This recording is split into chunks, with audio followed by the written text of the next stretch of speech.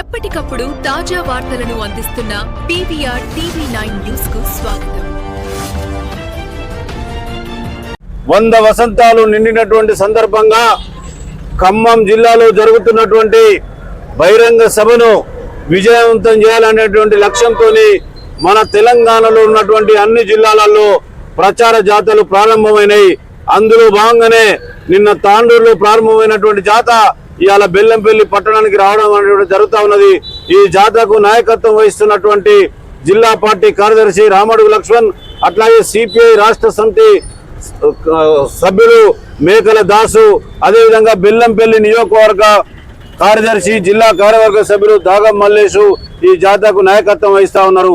మీ బెల్లంపల్లికి వచ్చినటువంటి సందర్భంగా ఇవాళ ఆసిఫాబాద్ నియోజకవర్గాన్ని కానీ బెల్లంపల్లి నియోజకవర్గాన్ని కానీ బడుగు బలహీన వర్గాలకు ఆశాజ్యోతిగా నిలిచినటువంటి అమరజీవి కామ్రేడ్ గుండా మల్లేష్ గారి ఆశయాల కొనసాగింపులో భాగంగా వారి స్తూపానికి వాళ్ళ పూలమాల వేసి జాతను ప్రారంభించడం జరుగుతూ ఉన్నది.